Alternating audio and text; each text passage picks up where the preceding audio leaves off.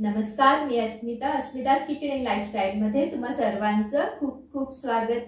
दिंडोरी प्रणीत स्वामी समर्थ सेवा मार्गातर्फे केली जाणारी सत्यनारायणाची पूजा प्रत्येक महिन्याला घरच्या घरी कशी करायची ते आपण आज या व्हिडिओमध्ये बघणार आहोत।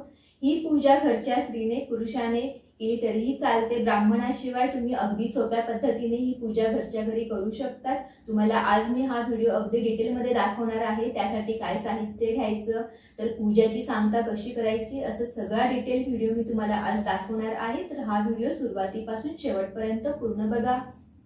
ही पूजा का करावी असं प्रत्येकाच्या मनात प्रश्न येतो।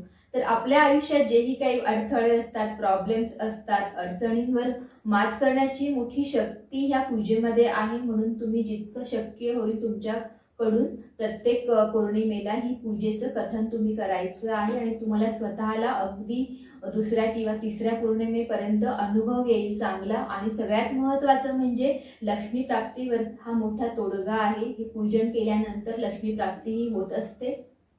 कमीत कमी 11 पौर्णिमा तुम्ही सत्यनारायणची पूजा जर केली तर तुम्हाला खूप छान अनुभव येतील त्याचे। त्यासाठी तुम्हाला अशी ही पोथी हवी सत्यनारायणाची। केंद्रामध्ये मिळते ही स्वामी समर्थ केंद्रात, किंवा स्वामी समर्थ केंद्र तुमच्या घराजवळ नसेल तर तुम्ही ऑनलाईन सुद्धा मागवू शकतात। एक ॲप आहे, ते ॲप डाउनलोड करून तुम्ही हे पुस्तक मागवू शकतात।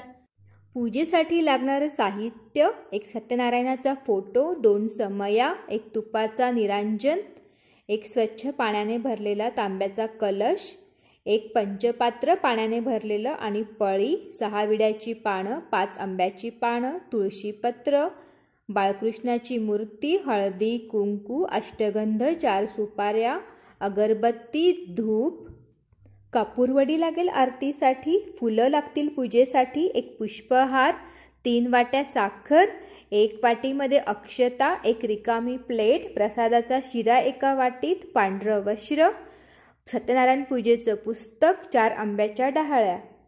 पूजेची मांडणी करण्यासाठी एक चौरंग लागेल किंवा पाटही तुम्ही घेऊ शकता। ज्या ठिकाणी पूजा मांडणी करायची आहे ती जागा गोमूत्र शिंपडून किंवा एखादं पवित्र जल शिंपडून स्वच्छ पुसून घ्यायची आहे। पूजेची मांडणी पूर्व दिशेकडे तोंड करूनच करावी। एक स्वस्तिक काढावं लाल रंगाच्या रांगोळीने। रांगोळी काढून झाल्यानंतर त्यावर मधोमध चौरंग ठेवावा। चौरंगावर एक कोरं पांढरं वस्त्र अंथरावं। चौरंगाच्या 4ही बाजूने आंब्याच्या डहाळ्या बांधाव्यात। या पद्धतीने केळीचे पानं नसतील तर आंब्याच्या डहाळ्याही आपण वापरू शकतो। चौरंगासमोर 2 समया प्रज्वलित कराव्यात आणि चौरंगाची जागा सुशोभित करावी। सर्वप्रथम सत्यनारायणाचा फोटो घेऊन त्याला पुष्पहार घालावा। त्यासाठी पुष्पहाराला अशी गाठ मारावी म्हणजे तो पटकन फोटोला राहतो, न पडता चिपकवायचीही आवश्यकता नाही। त्यासाठी फोटोची पूजा करावी हळदी कुंकू लावून। पूजा झाल्यानंतर फोटो मागच्या बाजूने भिंतीला टेकवून ह्या पद्धतीने ठेवावा। थोड्याशा अक्षता किंवा गहू वापरून आरास मांडावी व त्यावर कलश ठेवावा। कलशावर सर्वात आधी स्वस्तिक काढून घ्यायचं आहे कुंकवाने आणि मगच त्याची पूजा करायची आहे। कलशाच्या आत हळदी कुंकू, अष्टगंध, अक्षता वाहायच्या आहेत। दुर्वा फुलेही टाकायचे आहेत। 1 रुपयाचे नाणे, सुपारी हेही टाकायचं आहे। 5 विड्याची पानं किंवा 5 आंब्याची पानं ठेवायची आहे कलशामध्ये। एक छोटी स्टीलची प्लेट घेऊन त्या प्लेटवर शुभचिन्ह काढायचं आहे स्वस्तिक कुंकवाने आणि नंतर त्या प्लेटमध्ये तांदूळ घेऊन त्यावर बाळकृष्णाची मूर्ती ठेवायची आहे आणि मग नंतर ती प्लेट कलशावर ठेवून तांदळाच्या आरासवर कलश ठेवायचा आहे। 6 विड्याची जोड पानं मी ठेवली आहेत आणि त्यावर मी सुपाऱ्या ठेवते आहे 3। पहिली सुपारी गणपतीची, दुसरी सुपारी कुलदेवतेची आणि तिसरी सुपारी वरुणदेवतेची। उजवीकडून पहिली सुपारी ही गणपतीची आहे। तिची हळद कुंकू, अष्टगंध, अक्षता लावून पंचोपचार पूजा करायची आहे। एक लाल रंगाचं फूल व्हायचं आहे। धूपदीप ओवाळायचं आहे। या सुपाऱ्या मी दर पौर्णिमेला वापरते म्हणून त्या कुंकवाने आधीच लाल दिसत आहेत. मधली सुपारी कुलदेवतेची, तिलाही हळदी कुंकू अष्टगंध अक्षता व्हायच्या आहेत, फुलं व्हायची आहेत, धूपदीप ओवाळायचा आहे आणि मनोभावे नमस्कार करायचा आहे. तिसरी सुपारी वरुण देवतेची, तिचीही मनोभावे पूजा करायची आहे. हळद कुंकू अष्टगंध अक्षता वाहून फुलं व्हायची आहे, धूपदीप ओवाळायचा आहे. तिघ देवतांचं पूजन झाल्यावर त्यांना साखरेचा किंवा खडीसाखरेचा प्रसाद दाखवायचा आहे. त्यासाठी पाण्याने भरीव चौकोन करायचा आहे व त्यावर वाटी ठेवायची आहे साखरेची. त्या वाटीमध्ये तुळशीपत्र ठेवावं. तिघ देवतांना प्रसादाचा नैवेद्य दाखवल्यानंतर बाळकृष्णाची पूजा करायची आहे. त्यासाठी बाळकृष्णाला हळदी कुंकू अष्टगंध अक्षता व्हायच्या आहेत, फुलं व्हायची आहेत, धूपदीप ओवाळायचा आहे आणि मनोभावे नमस्कार करायचा आहे. पूजेला बसण्याआधीच प्रसादाचा शिरा आधीच बनवून ठेवायचा आहे, म्हणजे पूजा झाल्यावर तो पटकन आपल्याला दाखवता येतो देवाला. पाण्याचा भरीव चौकोन करून त्यावर प्रसादाची वाटी ठेवावी, तुळशीपत्र ठेवावं त्या प्रसादाच्या शिऱ्यामध्ये आणि दुसरं तुळशीपत्र हातामध्ये घेऊन ते 3 वेळा फिरवावं पाणी घेऊन आणि ते बाळकृष्णाला वाहावं. घरात जेही काही फळं उपलब्ध असतील त्याचा नैवेद्य देवाला दाखवावा.